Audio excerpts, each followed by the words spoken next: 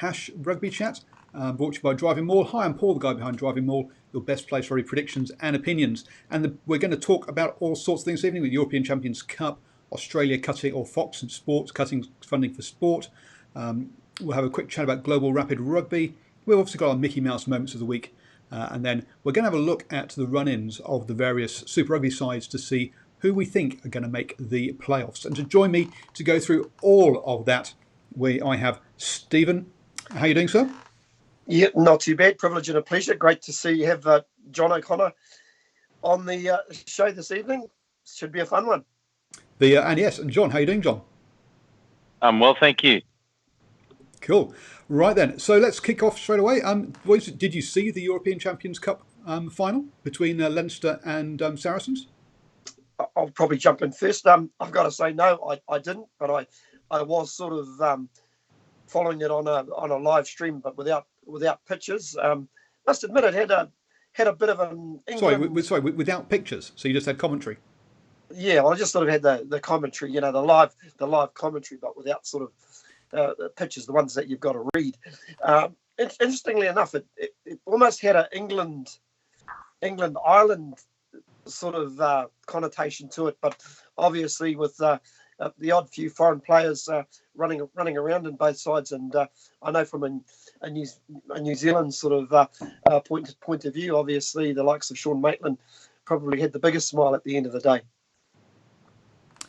Absolutely, yeah. Scoring a try for Saracens in there. John, did you manage to get catch any of the action? No, I didn't. And to be honest with you, I'm just making a cup of coffee just to get through the fact that we're going to talk about European rugby. Just to keep me awake. Oh, dearie me. A tad harsh, maybe. But watching it is like sometimes I feel like I should pull up by a wall and watch some paint dry. It was an intense game for certain. If there wasn't perhaps the same flowing rugby that we get in some of the Super Rugby games, sure it wasn't intensely boring. It was. There were intense contacts. There was some serious bashing going on. Yeah. Paul, this is where you jump in and say, just to our international audience out there, these are not the thoughts of DrivingMaul. I was going to say that most of us, we missed the first 10 minutes. So Spark Sport didn't televise the first 10 minutes, and apparently for those people watching it via Rugby Pass, they had a local Dublin rugby station doing the commentary as the feed. So it made for interesting watching. I think everyone got told each village that every player on the Irish side came from, and it was a bit one-eyed to say the very least. So, well, if I can just interject there at the moment, that I heard that we had this problem with the transmission, and it does raise some concerns if Spark Sport are going to be taking over the responsibility of broadcasting the Rugby World Cup. It's not this kind of thing that engenders confidence, right? Absolutely. And the other day they also missed the first half of a hockey international because someone forgot to put it on, and there have been other issues around some of the motorsport they've been screening as well. So Spark Sport has not had the smoothest of starts, to say the very least, and I think people are getting concerned because, well, at the moment their volume of people actually watching it is also pretty small as well compared to what it's going to be come day 2 of the Rugby World Cup when we have New Zealand versus South Africa, because the opening ceremony in Japan versus Russia, I believe, is the opening game. That will be done on terrestrial TV, so we know that's going to probably work. But that first game that third game on the second day is going to be a big question mark, I think, around that. What are we going to do about that, Steve? That game. It's concerning. So we talk obviously with Spark. We've already heard there's been issues in and around their coverage of motor racing and also hockey as well. Yeah, I hope somewhere in there's a contingency, John. That's all I can say. I was talking more about, are you going to put some money on that, mate, with the Springbok supporter? Oh, that. Oh, sorry. Well, we got a couple of Yeah, rugby championship games to get through first. absolutely. Just to whet the appetite. Exactly, yes. And so the other thing to point out is that we're 3 days, or at least 2 days after the game now, because what's it, Sunday morning? Mm-hmm. And Alex Mm-hmm. Good, who played in that game, is still in his full Mm-hmm. match day kit and still You're celebrating. kidding. Sorry? Wow. You're kidding. I'm not. He's stayed in his match. This is what he does after big finals that they win. He stays in his match day kit for a couple of days while he celebrates, and he's still in it 2 days later. I love that. Um, I love that. That's like that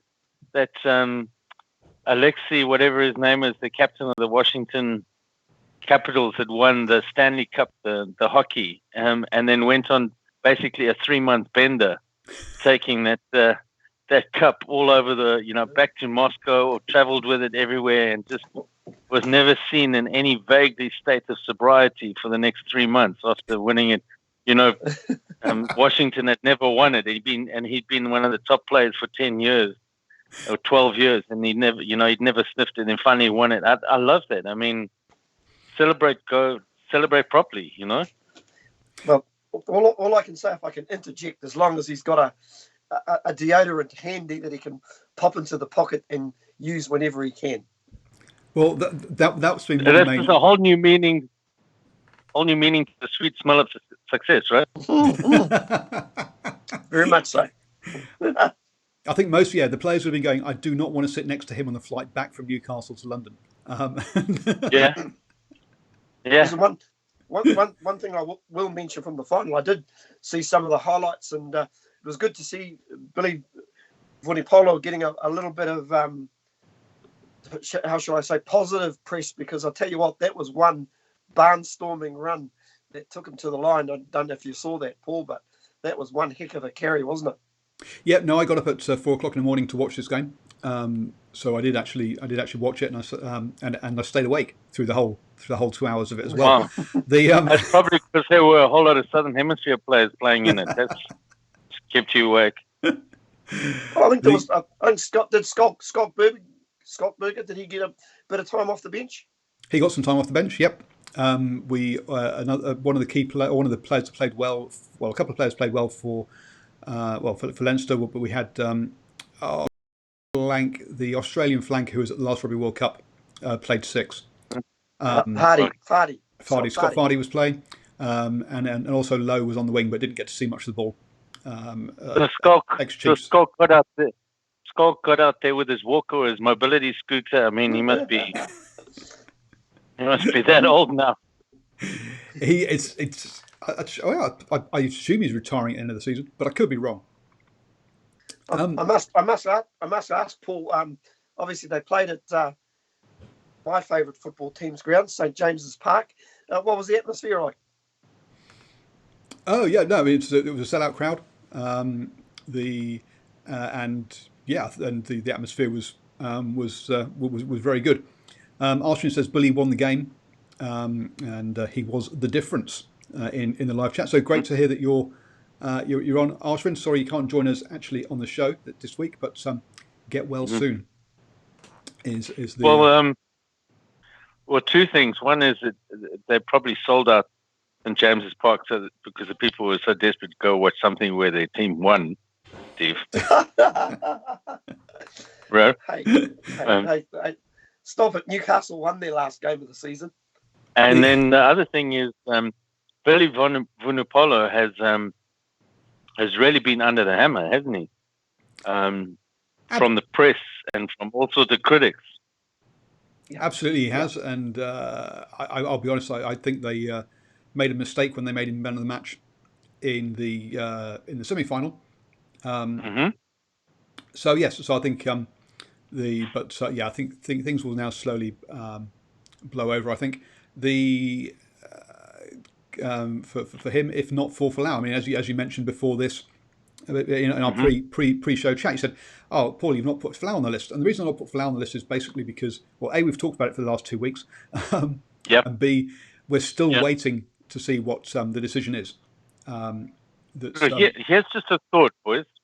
Did you ever think that that rugby would be the watershed sports where such social issues would be decided and such momentous decisions would be made. Right? Not in Australia, because it's not a key sport there. So no, I wasn't expecting No, that. But, exactly. But in somewhere like South Africa and New Zealand, yes, absolutely. And it has been part of the watershed political moments in the past. As you'll both be more aware than I will, to be honest. Oh, well, yeah, well, that's for sure. But this is almost like a test case, right? Because, and I don't want to go too far down a rabbit hole that you hadn't planned for, but there's all sorts of social and ongoing consequences when it comes to precedents and rule of law, which will be quoted across multiple countries for a thing like this. So anyway, moving on. Oh, last question for you, a follower of European rugby. Yes. Do you think Vunipola is going to start at the World Cup? Yes. There's no doubt. No doubt. And do you think Hood will get a sniff? No. No. Good. Well, we know he's pretty sniffy at the moment, but you don't think he's going to get a remote chance, even though he's been playing so well. No, he's not the first European Player of the Year not to get a remote chance. Abendinen is another one. We've had Scott Armitage. Scott Armitage, is that the right one? Anyway, Stefan Armitage. Thank you. That's the one.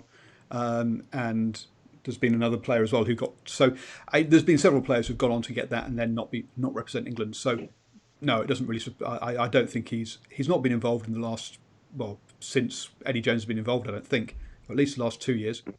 So to bring him back into the fold at this stage would be an admission of mistake, and Eddie Jones doesn't like admitting mistakes.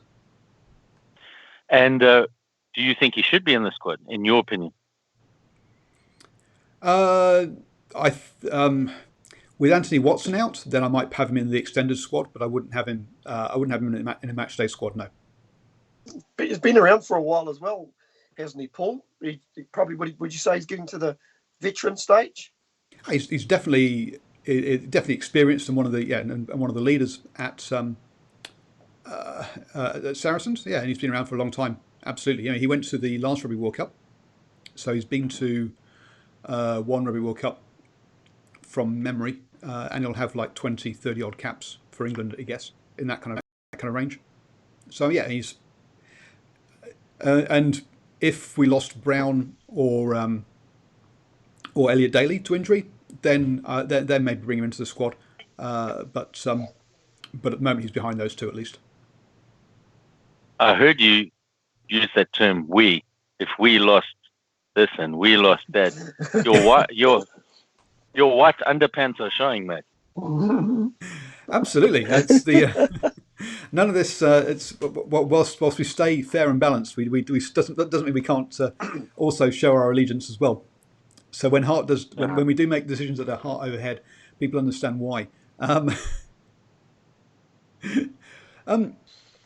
What about Danny Cipriani? A point of difference. Will they stick with Ford? Yes, they're going to stick with Ford and Farrell. Is my expectation. I don't think Danny Cipriani will go to the World Cup, and I think they'll use someone like Slade as a backup in a similar way that the All Blacks talk about using Geordie Barrett as a third choice 10 or backup 10. I think they'll use someone like Slade. Steve, now here comes a question I'm going to pose to you. If you were in the All Black Brains Trust and they were going to say they're definitely going to keep Farrell at first 5 and not play somebody like Cipriani, who would you prefer to see if you were doing the planning for a game?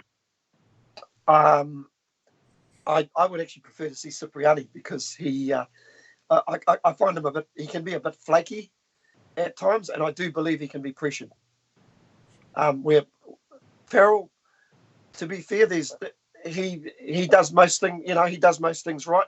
He came out here with the British Lions in 2017, and I thought performed pretty well in the scope. But he wasn't playing at first 5 though. That's the big difference. He wasn't directing play. No, I think even though he was sort of we slotted more into that second five slot. It's just I think he's just got the experience. He's played a lot of big time rugby as well, and he kicks well under pressure. Okay. Anyway, I'm just not sure about Cipriani when he's kind of a little bit rocks and diamonds. I see a bit of Quade Cooper in him.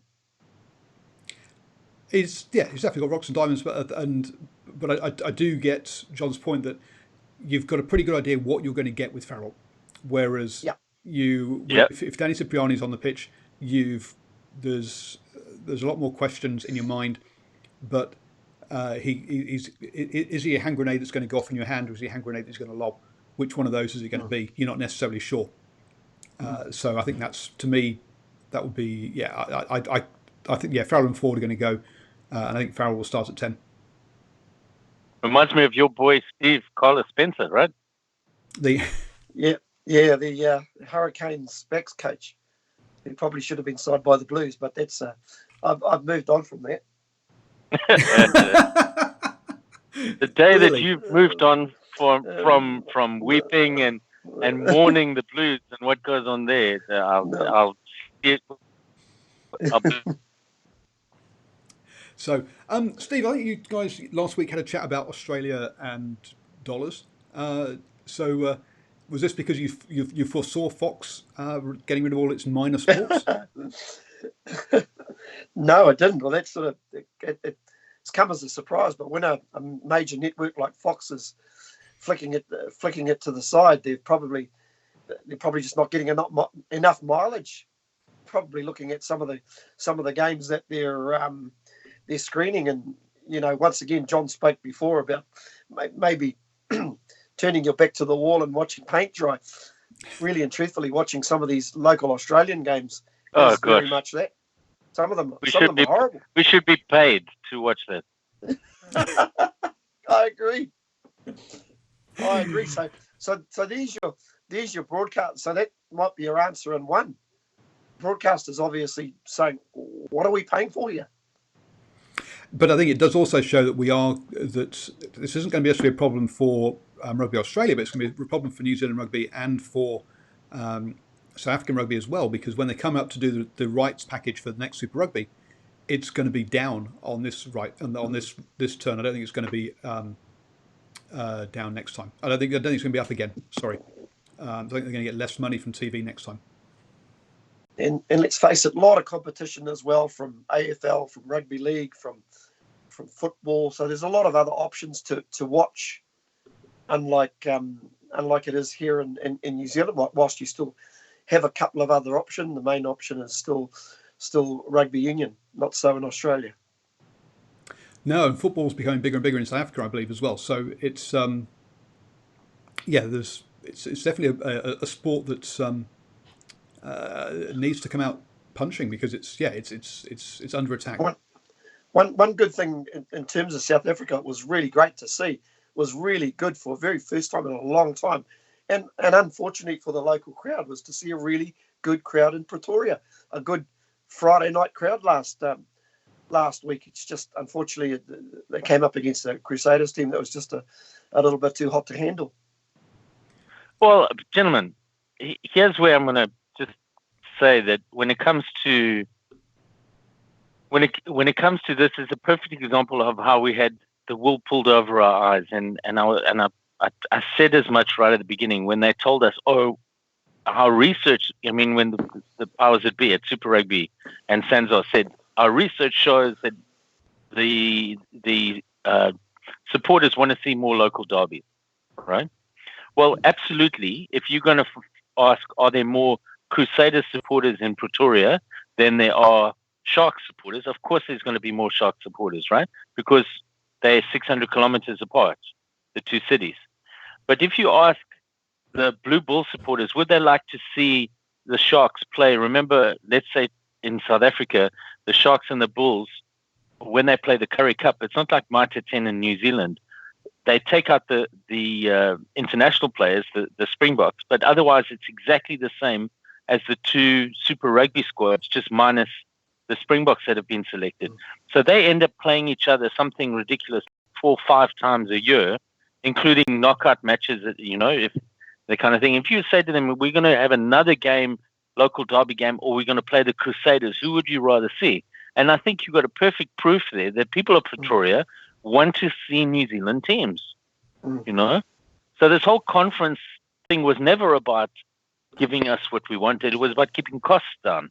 Well, okay, it doesn't give you what you want as a South African, but as a Kiwi, I'd rather see Kiwi derbies than Kiwi games against teams that they're just thrashing. So I think the problem here is also that the markets are different in what they want, because, as you say, we don't get we don't have a repeat of the same game in the Currie Cup and also the Super Sports Challenge that's happening now, whereas you do in South Africa. They play each other effectively in 3 different competitions, which is just too much.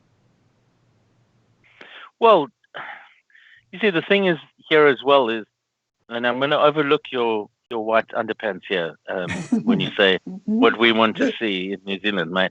But if you look, I was at the game on Saturday, Sharks versus the Chiefs, and the crowd was pitiful. It was terrible, right? And it was a thoroughly enjoyable game of rugby. And we can have and it's maybe a worthwhile discussion when you talk about losing some of these investment dollars, about the fact that there was a kickoff, there was 10 seconds of play, and then there was 2.5 minutes of resetting scrums, which is my current bugbear at the moment. I have no idea why we're spending so much time resetting scrums, why they can't be like, the whistle goes, you've got 30 seconds to form up and be ready for the referee's call. Otherwise, the ball just gets given to the opposition, right? But the game kicked off and it was knocked on. So there was less than 10 seconds. And then the game, there was all this hype and there was 3, 2, 1, kick the ball, fireworks, everything, here we go. And then the air was let out of the stadium for the next 2.5 minutes while they reset the scrums. But getting back to the size of the spectators, the size of the crowd, for all the fact that we say that this is the formula that people are looking for, is that you see on these local derbies, even there, I don't know if you agree, Steve, that if you look at the size of the crowds in New Zealand, even on the local derbies, it's getting smaller and smaller and smaller. Oh, very, very, very much so. I saw the wide-angle shot. I didn't get to the Blues Hurricanes game on Friday night, but whilst it was a noisy crowd, you saw the wide shot, and it was, to be honest, it was very sparse. They were saying it was probably around 15,000, but in a 50,000 seater, it's very sparse. It is, and one of the reasons that they had a good turnout for the Bulls Crusaders game was also that I think it was Dwayne Vermeulen's 100th game or something, and he went on social media challenging the Bulls franchise or to make tickets cheaper. And so what they did was they took one entire stand and said, right, if you want to turn up watching this stand, which I think was behind the posts, it was something like $5. So it was really, really cheap. Now, and it worked. I mean, that stand was pretty full, and you hope they continue that for the rest of the season, hopefully, and see if it works. Yeah. Gents, and this is a whole different area of discussion, but rugby needs to realize at that level, and I'm not talking about running the sport, which my sons play, and I up until recently played. Old people rugby might think I look like I'm 27, but it's not true. It's different to running the sport. Running it at the level that we're discussing tonight, it's entertainment. And you're competing for the attention and the spend, not just of people's dollars, but of their time, with Avengers Endgame and Xbox and the clay court tennis season in Europe, whatever it may be. You're competing for people's attention. And if we don't start paying more attention to making rugby accessible to people to watch, right, it's we're going to miss out. So, good segue onto Global Rapid Rugby then. Have you seen any of those games where they have. Oh, that was so well done, mate. That was so smooth. Wow. Where they've included initiatives such as, you say, I think it's 20 seconds for scrums and sort of something like 10 seconds for lineouts, where they've got to be, so there's none of this walk slowly to the line out, talk about it for 2 minutes, and throw it in. I like that. So what they've done is they've actually shortened the game down to 70 minutes from memory, I think it is. But they reckon there's more time of ball in play because they've said, right, scrums have to be done in 30 seconds, lineouts have to be done in 10 seconds. So I've not seen any of the games. Have you seen? Have you caught any of those games and see if it's working? I actually have. A couple of weeks ago, I watched the Pacific Barbarians play South China Tigers, I think it was, and it was a very quick moving game. Lineouts were very quick, scrums were very quick. Yeah, it was played. It suits its name. It was played at a rapid pace. A lot of it, admittedly, you're still probably just maybe the level of some of the players you were watching. A lot of expatriates from New Zealand, South Africa, England. So a lot of errors. But I'm saying that probably a lot of those guys wouldn't have played this style of rugby before. But I was impressed. Well, if you're playing at that speed, Steve, and you're not used to that level of fitness that will require, then I would imagine you're going to until they acclimatize to that speed of play, there's going to be fatigue-induced errors, right? But certainly it's certainly a way that we really must think of going. It's a point of difference with rugby that is continually flowing if you get it to flow. Yeah, and it's losing a lot of the flow. You often see teams before they're having a line-out, they're almost having a committee meeting before they go to the line-out. Listen, they haven't worked out, if they haven't practiced or worked out what they're going to do before they get to the line-out, something wrong somewhere. As far as I'm concerned, the referee should be a short arm penalty, away you go, tap kick or something like that, just to get it going. On that note, can I just tell one of my favorite ever rugby stories? John Allen, who played for the Sharks, for the Springboks, and for Scotland, was asked, what's his funniest on-field rugby story? And he said he was playing a game, and it might have been a club game. I can't remember where he said it was. And they had, in their calls, it depended on what was the first letter. So it was like 7, Patrick, 39, and that would go to the middle of the line-out, depending on what the first letter was. And as he walked up to the line-out, he was calling the line-out, and that one of the letters determining where it was P, right? And he walked up to the line-out, and he thought, nobody will catch this, and he didn't know how prescient that was. As he walked up and he went like 27, psychology 49, and he threw the ball in, and nobody moved.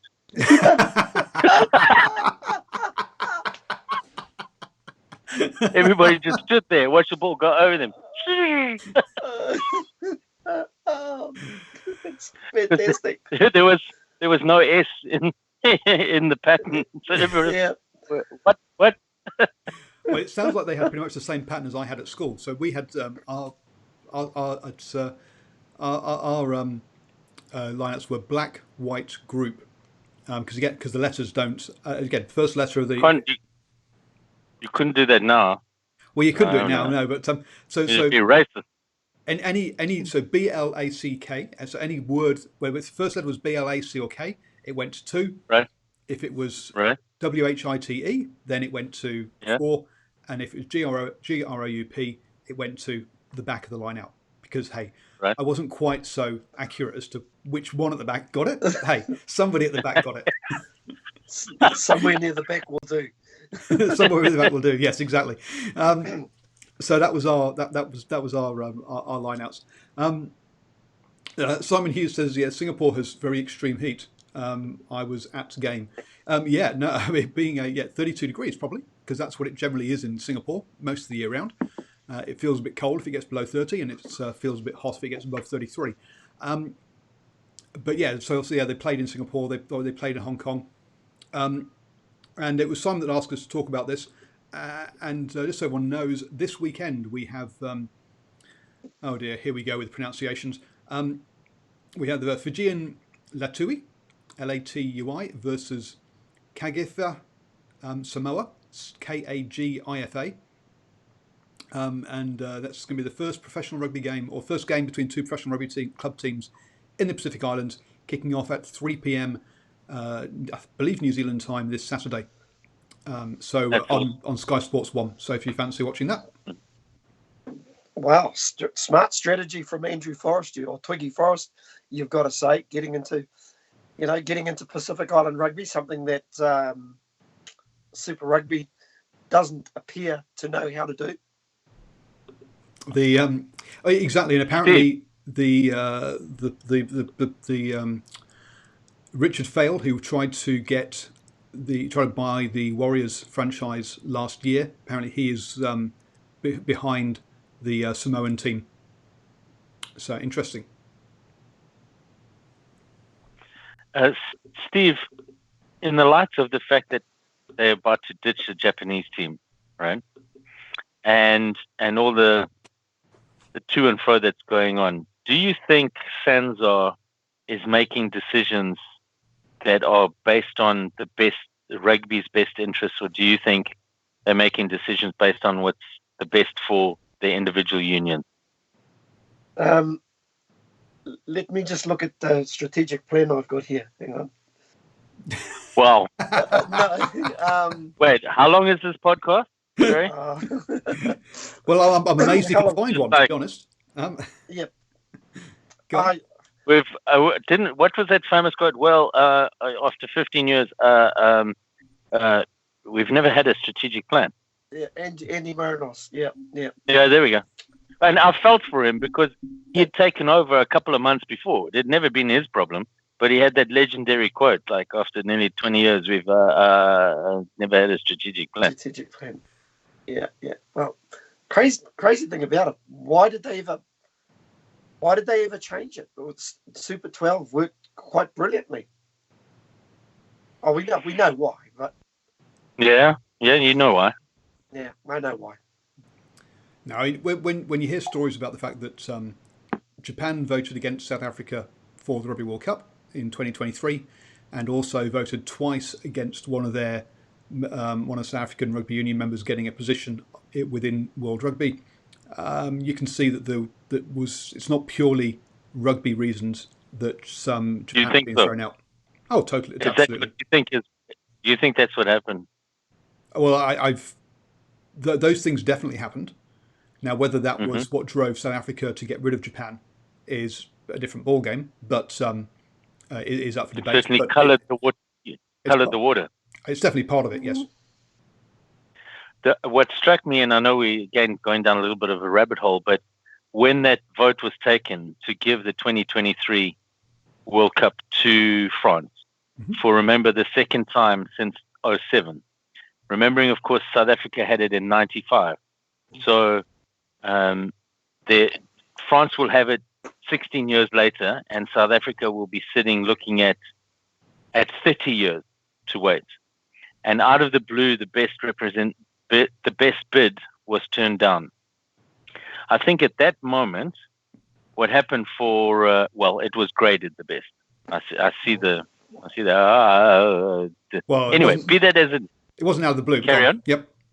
Anyway, but I think at that moment, South Africa learned a very hard lesson.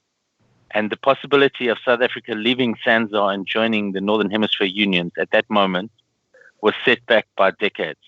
Because at that moment, they realized that when push came to shove, the Northern Hemisphere unions would circle their wagons around each other.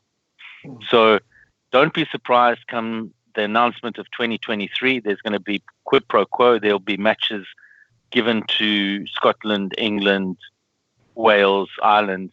Even though the game is being played ostensibly in France, there will be matches given to them, as backhand repayment for their votes to generate cash from that. And I think South Africa learned a very hard lesson, is that whole ethos of we're all in this, the esprit de corps, that kind of thing that was there during amateurism, how, the game comes first.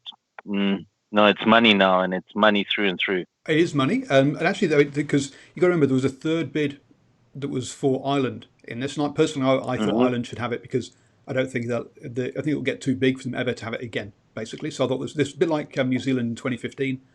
2011, not 2015, 2011.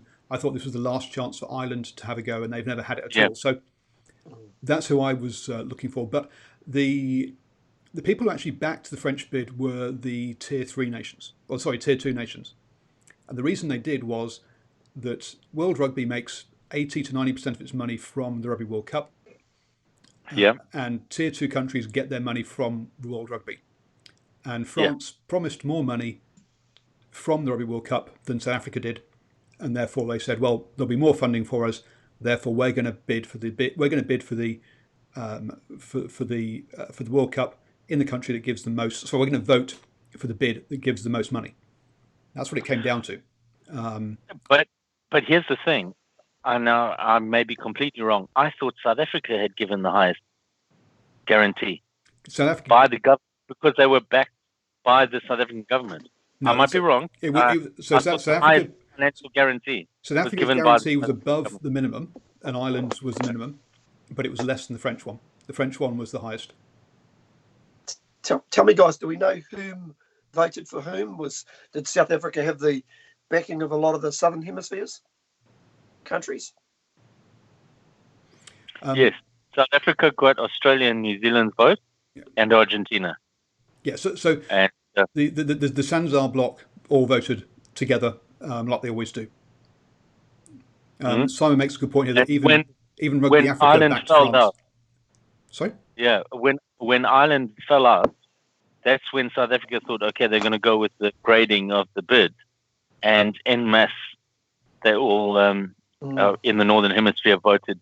And of course, as soon as the Northern Hemisphere votes together, it doesn't matter how few World Cups they've won or how bad their winning record is in internationals. It's like the United Nations Security Council. The winners get to, well, in this case, not the winners. In this case, it's the losers that get to write the history, right? It's the wealthy that get to write the history. Yes, you're right.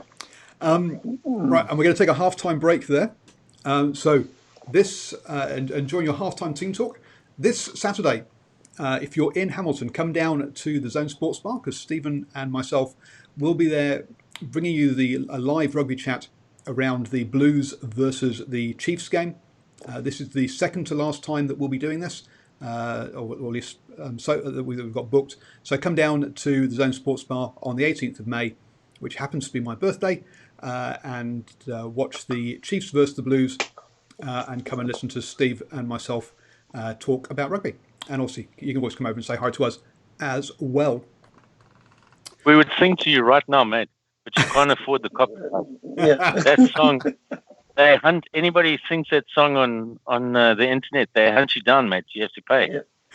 Well, yeah, I don't want my YouTube channel taken down for copyright infringement. So please, exactly. Yes. Dearie me. So, Mickey Mouse moment of the week. Me. I'm going to give it to both Akira Ioane and Augustine Pulu, who with a dominant scrum couldn't clear the ball from the back of the scrum, couldn't come up with some sort of strategy, which would have been quite easy. All you really had to do is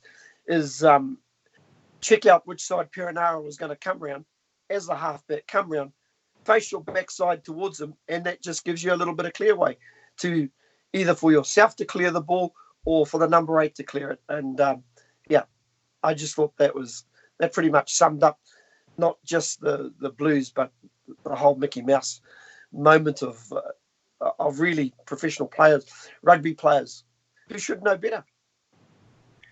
Well, you just hang on a second here, Steve.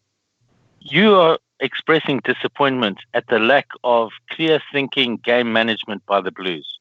Yeah. Yet again. How many years have you been in the wilderness? Oh, Who's counting? 2003, what, 16 years? and you're still surprised, buddy. What? Well, come on, hang on. Wait, whoa, hang on. Pat Lam did get to the playoffs at least. Yeah, I mean, it's at least what? Well, it's at least 8 years now. Yeah, it's at least JK's. He was there for 4 years. We've had a couple of years of Tanner. Yeah, it's about 8 years, but yeah, it's not quite 2000. How many times have we seen the Blues manage to snatch defeat from the jaws of victory?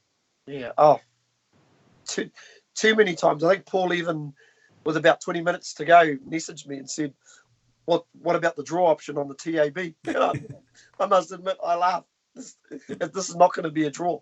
The Blues will find a way to lose this game, and they did. There was another Mickey Mouse moment from the game, and that was Milani Nanai on where he was basically got I think it was a short arm penalty, so he had to tap it, and he didn't tap it. He just ran. No, he called the mark.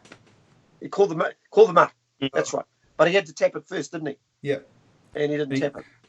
I mean, okay, there was an argument that the player running towards him to block his kick wasn't 10 metres. So that's what caused him to change his mind and totally forget to kick the ball. But yeah. Oh dear. But these are the kind of things, and I'm sorry to do this to you, Steve, because I'm just heaping on here. But these are the kind of things that it's only the Blues that does, of the New Zealand team. You only see the Blues do these stupid things. Right? Yeah.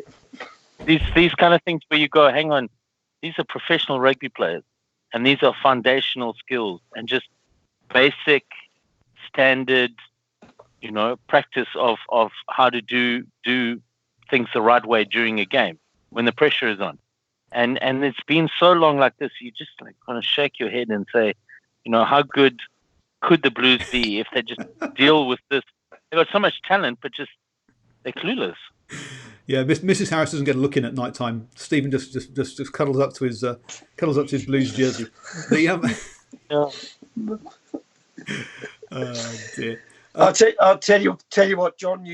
I was at a function on Saturday night talking to a former president of the Waitemata Rugby Club. Also had a bit to do with Auckland Rugby, and the subject of the Blues come up, and his answer was short and sweet. Don't care anymore.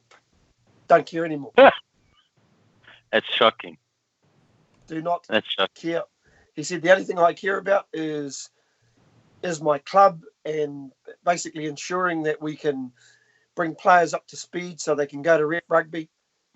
And if they make the Auckland team, we think, yay, that's a great thing. After that, I don't really care. And he said it's really strange. He said there used to be a bunch of us that used to get together on a Friday or Saturday night, whether we went to Eden Park or basically sat around at a bar watching a Blues game. Now we don't even bother. And these are diehard rugby guys. And if you look at the next generation of if you look at the next generation of kids that are coming through, I mean, it's like all kids love winners. They love whether it's a basketball team or a football team or a rugby league team. These kids coming up, they want something to look up to. They want to look at winners. And it's unfortunately, in the case of the Blues, boy, it's been a long time broken. And I'm staggered that people in the front office, there's a lot of people in their front office that get to keep their job, John, which absolutely staggers me. Not just the CEO, or say, for example, Tony Hanks, who's the recruitment officer. And when you look at recruitment, oh my God, that's how long we got. We'd have to run for another hour, seriously, to go through the number of players that let go. But obviously, a lot of people have said to me they've got issues in and around sort of 9 and 10 areas that they've never addressed. So what do? You do the next best thing and get experts in that can help these people to progress. And I mentioned Carlos Spencer a little bit before flippantly, but in all honesty, you only have to look at what Carlos Spencer did as an attack coach with the Lions. He's got a history with the Blues. Why would you not sign him to at least mentor your young first fives Mm. that you have. If you can't get a Bowden Barrett Yes. or Richie Moanga, you do the next best thing. You bring in somebody who can upskill these guys, upskill your halfbacks. I know I'm very good friends with former All Black halfback Dean Kenny, and my God, I'm blown away by his knowledge in and around halfback play. Even just to let you know, even before the All Blacks played the Springboks last year, we were having a chat before that game, and he goes, "Mate, I like this Faf de Klerk."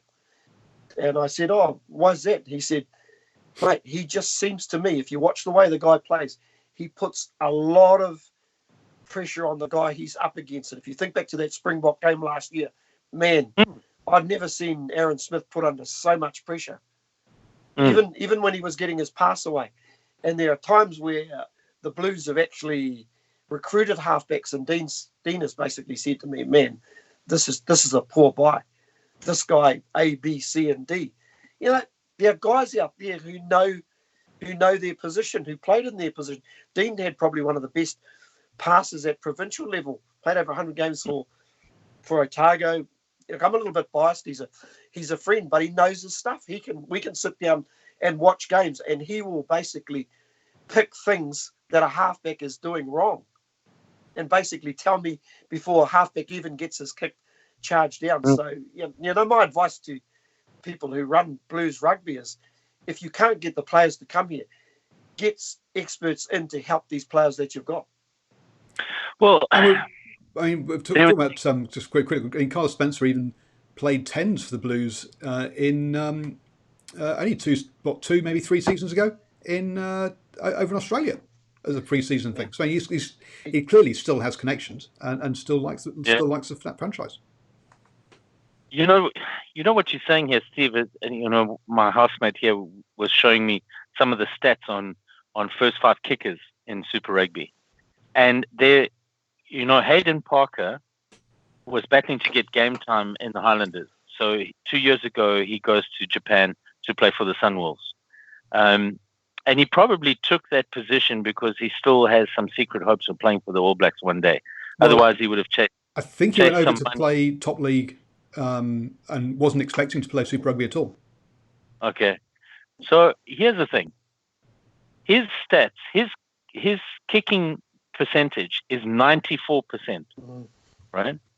It's about 8% more than anybody else.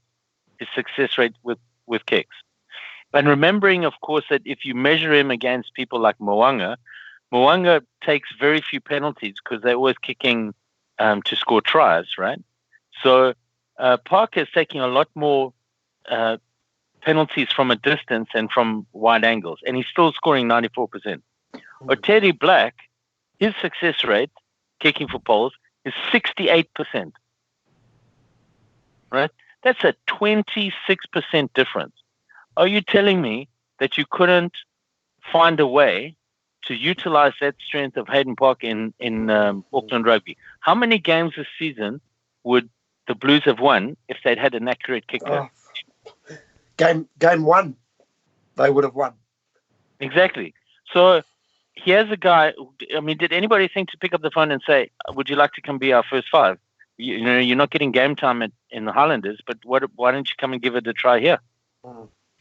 Blues are too proud.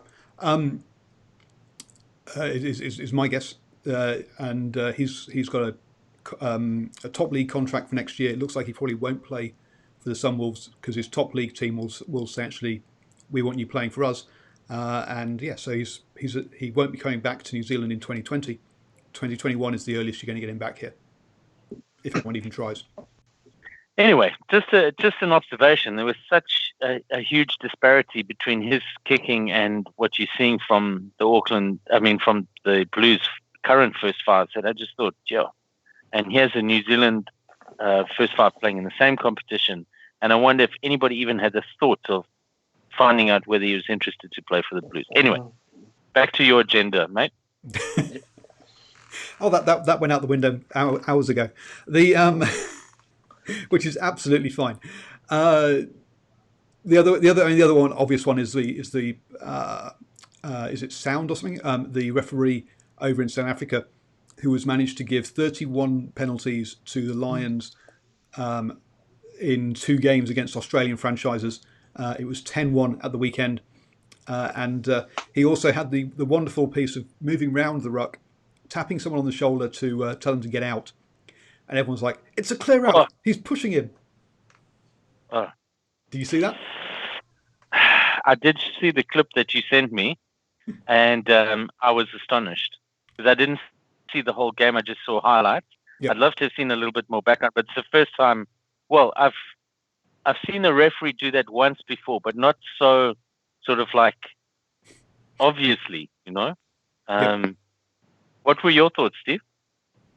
Yeah, I must admit, I did see that final game, and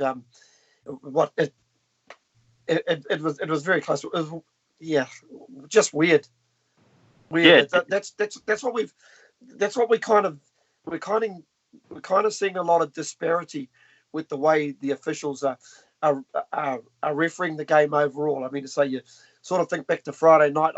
I believe there are times where cards should have come out early, but we're seeing some referees that are basically are pulling cards out quite quickly. You know, especially if there's something cynical, and even if it is in the first 5 minutes, I've actually got no issues with that. But I think sometimes the longer you leave something, the more it festers. Yeah. Well, this would dovetail into my pork chop of the week. Sorry, what's it called? Dog's bone. Go on. Hey, there we go. That's it. So I noticed this tendency when we did a discussion a few weeks ago when the Chiefs played the Crusaders, and we did one of these discussions at Sky City, and I pointed out before we started, and then Julie played out that way, is that starting first with the Crusaders, they adopted a policy of being prepared to give away penalties ad nauseum from 10 meters out from their line, because they trade in 5s and 7s, and they will give away penalties repeatedly and repeatedly and repeatedly, and they have basically taken a decision that they don't believe the refs are going to multiple yellow card them. So they will push the ref and push the ref and push the ref, and they'll let it go. They'll think somewhere in the last 20 minutes we'll get a yellow, but we'll never get multiple yellows. And so they will do whatever it takes to stop a try being scored. Now, that's not detracting from... Sorry, carry on. Which is why I've pushed that I think every 5th penalty should be a yellow card. It's a very good point. So what they've done is, and I like that. I've never thought of it as a strict rule like that. That's really good. So what they've done is they've obviously done their stats and done their analysis, and especially on certain refs, and they've worked out. It reminds me what I heard once. The Springboks years ago used to describe the 5 meters right in front of the Australian line as the war zone, because if you got there, full war would lie on the ball, would play it with his hands, he would do whatever it took to make sure you didn't get it, right? But they've obviously done their analysis, and they've worked out, well, this is the strategy, because referees are not giving yellows, and they will allow us to do this again and again and again. Teams are not kicking penalties. Because they're thinking that the Crusaders are dealing in 5s and 7s too. They keep on kicking for the line-out. Then they pull the line-out down. They're not scoring tries, and they are banking on the fact that eventually they'll turn the ball over and they'll get out of the red zone. Now, the Sharks caused a lot of trouble for them. First of all, they had forwards that could put them under severe pressure, but every time they gave a penalty away there to the Sharks kicked a penalty. And nobody else has been doing that, because they either, maybe they think they have to from the very beginning be dealing in tries, and the Sharks just kept it turning over in penalties. Yeah. Kept it ticking over. So credit to the Crusaders for proper game management, but I'm seeing this a proper game analysis, right, and working out where the right returns are. Obviously, they've done the stats, but now you're starting to see this across other teams. So there were very definite tendencies that I've seen in some of the teams, and I wouldn't be surprised if, although the teams that are not doing this, and I'm not saying this is a fillip for their integrity, I'm just saying they haven't adopted the strategy yet are the South African teams, right? And the Lions is one of them. And so the fact that Egon Seconds has refereed two matches in 2 weeks, and there's such a disparity in penalties, that doesn't surprise me. Could there have been some bias there? I don't know. But what I've really seen is that there are certain teams that are employing this thing. They don't care how many penalties they give away, so long as you don't score a try. And so just some stats here. So the teams, this was before last weekend's games. The team that has given up the most penalties conceded is the Sunwolves with 127. Then it's the Crusaders with 114, who are top of the table. Then it's the Hurricanes with 112, who are who've got the second most points in the table. There we go. And then the Rebels with 110, who are also having one of their best seasons.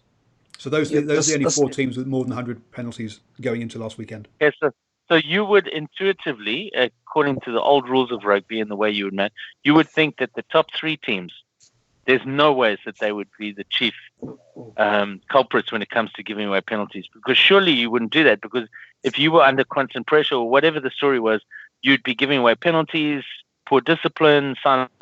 That's not poor discipline.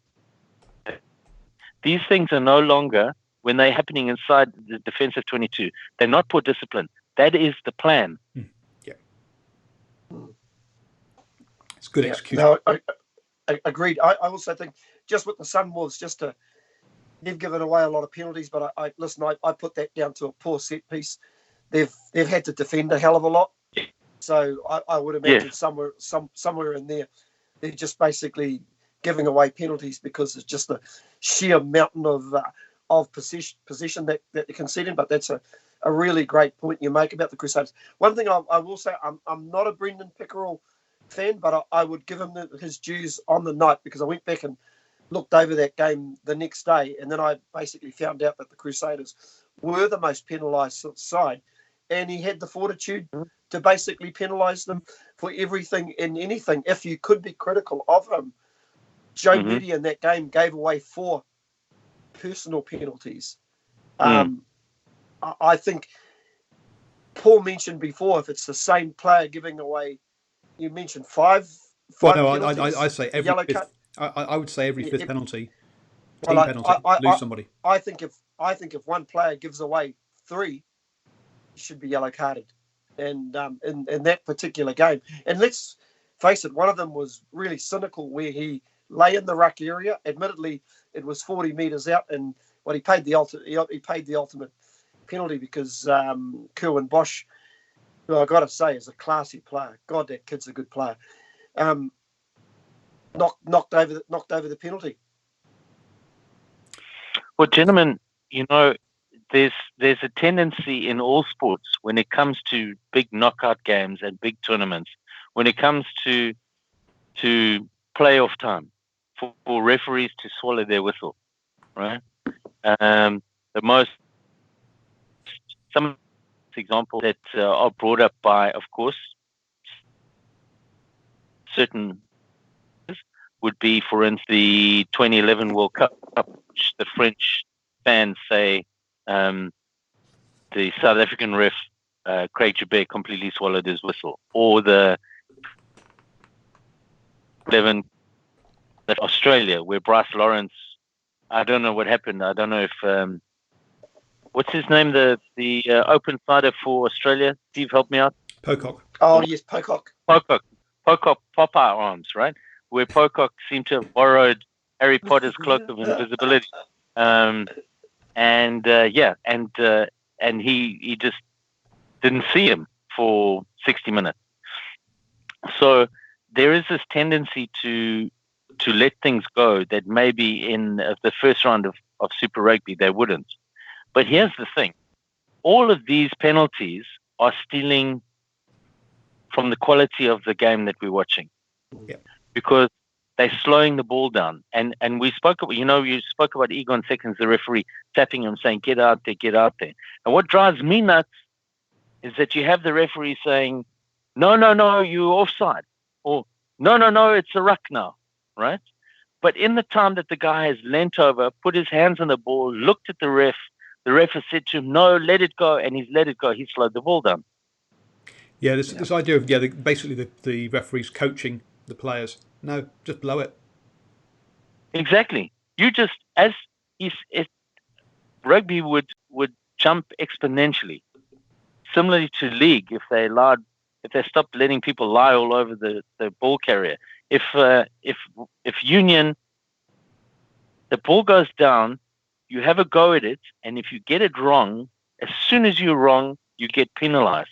The ball would flow. But this thing of we're going to coach the players, and we're going to tell them, no, let it go, it's a ruck, it's a maul now. No, get it right. And the best, and you know what, the best open siders and the best players at the breakdown, the cream will rise to the top, right? And even if there wasn't, I mean, when Richie McCaw was at his best, and at his most, let's say, athletically impactful, just talking purely from his impact as an open sider, there was no coaching, right? George Smith didn't get any coaching. Neil Back didn't get any coaching from the ref, but yet they still could impact the game. Yes, and not always legally with Neil Back's case of putting his hand, knocking out of the scrum half's hand at scrum time. But anyway, that's that's something you wouldn't get away with nowadays with the TMO. But no, you're right. Yes, absolutely. We need to speed up the game, and things to speed up the game is to stop teams from is find ways to stop teams from deliberately infringing, and that would be 1, stop coaching, 2, hand out more cards. It would be we'd have lots of players missing for a few weeks, and then they'd all adapt. That's what they do. Exactly. Paul, I've got to just, I know we're running out of time, but... Well, we've run out of time, but go on. I know you've run out of time, but I just want to ask John about the Sharks, his experience at the Sharks-Chiefs game on Saturday night, and what he actually thought about it, and was it the right result, or it was just one of those games that could have gone either way? I think it was the right result. As much as I'm a Sharks boy, a Durban boy from childhood, the Sharks didn't deserve to win, having had all that ball, especially in the first half, and all that territory and all that pressure, and then to have consistently knocked the ball on or lost the ball in contact or turned the ball over as they approached the Chiefs line. And if you do that over and over again, I don't believe you deserve to win. So they had the Chiefs under the pump for long stretches of that game, but they just couldn't put them away. And being at the game, I didn't have the opportunity to see, like on replay, and go back and look to see if there was something happening in the Chiefs' tackling technique, if they were targeting the ball or they were doing a specific rip or they were doing something, because it just became almost ludicrous how often the Sharks would be driving the ball up and getting close and close to the line, and then they'd lose the ball. They'd turn it over somewhere in the tackle somehow. So from that perspective, as dominant as they were physically, and at times they ragdolled some of the Chiefs forwards and some of the Chiefs players, backline players, you don't deserve to win if you don't finish. Yeah, looking at my notes from the game, there were 4 times that they got over 10 phases and then knocked the ball on the Sharks. Yeah, almost sound like you were describing the Friday night game. Yeah, but the Sharks had to score within a couple of phases because after that they ran out of ideas. And this is what just drives me bananas about the Sharks, is that when it comes to sheer talent, and hear me out, they may be the most talented group of rugby players in the competition. When it comes to sheer athletes and sheer ability, and you spoke about Kerwin Bosch, and he's a great example. And the forwards, they've got a pack of forwards there with depth that, well, they bullied the Crusaders, albeit though, who was missing in the Crusaders game? Teams always have players missing, so... Yeah. I mean, Metallic was missing, but yeah.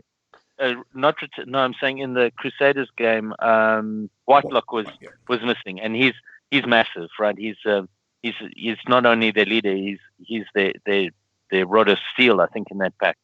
But be that as it may, they have the players to take on the Crusaders at multiple levels, but they're just so poorly coached. And they're so clueless. You've hit the nail on the head. A whole bunch of phases, and then I don't know what to do, right? And that's a coaching problem. It really is. Yeah, John. I was going to say, on the other side of it, the Crusaders are the team that pretty much bullies most New Zealand picks. So it's they got one put over them, if you know what I mean. So hey, it is what it is. I mean, even when the Sharks beat the Lions, they spent the first 20 minutes shelling the ball and missing opportunities as well. It's not a new thing, unfortunately. It's not a new thing. And you know what, Steve, and I don't want to take up too much of the podcast time here, but you've raised an interesting point. With the exception of the Crusaders, I've never seen the New Zealand Packs. So that's, and maybe not so much the Blues, because they've been scrumming quite well, although they were taken to the cleaners by the Brumbies, not this weekend, the weekend before. But I haven't seen the Hurricanes pack and the Highlanders pack and the Chiefs pack and the Blues pack battle so much in the forward exchanges as I've seen in this rugby season. Yeah, I mean, the Canes we know have got a particularly light engine room in the locks, and they definitely have an issue there in their tight five. The Highlanders have generally normally have a pretty good pack. I mean, their pack is one of the stronger ones in New Zealand, you'd think, and then the Chiefs have just been decimated by injuries. I mean, you've Ritalic's out, Sam Kane's been out, Kane Haynes, All Black prop out. They've just been just fighting to get 8 players on the pitch. To be fair to them. The Blues packs actually works best when they put their 2 All Blacks props on the bench and had them come on 60 minutes. Yeah, I think their plans. I think the loss of Marfilio, who was their starting tight head prop, I think just probably losing him has changed their dynamics a little bit. So hence they've had to look at starting the 2 guys off the bench. But it's I was going to say it's a good segue into probably what game we're looking forward to the weekend, Paul, because the Chiefs Blues is not the game I'm looking forward to the weekend. It's sort of whilst probably the Chiefs have probably got more of an outside chance than the Blues. It's almost a dance of the desperates feel of it. But the game I'm looking forward the most is the Stormers Crusaders game. I think that could be a beauty. I do believe this. Wow. The Stormers probably offer a little bit more in the back line, and with the likes of Stephen Kitsoff in the front row, I think they'll present more of a challenge at scrum time. So I think that's the game I'm looking forward to. 3:15 a.m. Sunday morning. Wow, I mean, that's the one that I finished off my predictions with. This one's a foregone conclusion. So I'm amazed you've gone for that one. You have gone for a foregone conclusion? Wow. That's a Crusaders win all the way to the bank. Absolutely. John? I just shake my head. I think that's going to be like clubbing baby seals, mate. I'll be astonished if the Crusaders don't just absolutely monster them. Clubbing baby seals. Oh, you've been hanging out with Andrew Hoare. Which any games you're looking forward to this weekend, John? Isn't it? It's the Chiefs Blues, right? The Blues Chiefs, yep, on Saturday evening. Yes. I'm quite looking. Okay, can you hear me, mate? Yeah, we're back now. Okay. We missed that second game. I said I'm really looking forward to the Lions Highlanders game. That could be a very entertaining game. The Lions are without a doubt the best coached South African team. I shudder to think what the Lions coaching staff could achieve if they had the Sharks' talent pool. The Lions have been decimated by the number of players that have left for overseas contracts. Their head coach, of course, and the coach's son, and a series of loose forwards like Jaco Kriel, who to me would be South Africa's first choice open sider, who's playing in England now. But they still play a wonderfully New Zealand brand of New Zealand type of rugby, and I think that could be a really entertaining game to watch. No, agreed. I mean, the Lions were one of the most inconsistent teams this year, and they can play really well and can also get lots of points put on them. As you say, it's down to lots of losing players. I mean, Mostert's another one who was Yes, who controlled the line out last year in this competition. exactly. I'm going to go for the Blues versus the Chiefs because we'll be at the Zone Bar. But if you fancy watching a couple of real scraps, but potentially not the most quality of rugby, Reds Waratahs is definitely a last chance saloon one that will be. The quality will be low, but it's going to be, as Shane says, Saturday night's fight night for that one. So I'm just painting the wall. Hey, look, we want to say to all the people watching, if you're battling with insomnia,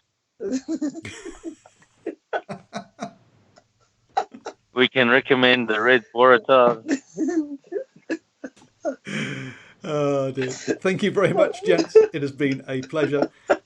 We didn't get down to doing our going through all the games and figuring out who was going to make the playoffs. We'll do that next week, and at some point we'll talk about the best paid Instagrammers in rugby as well. But we can save that for another week. So thank you very much, gents, for joining this evening.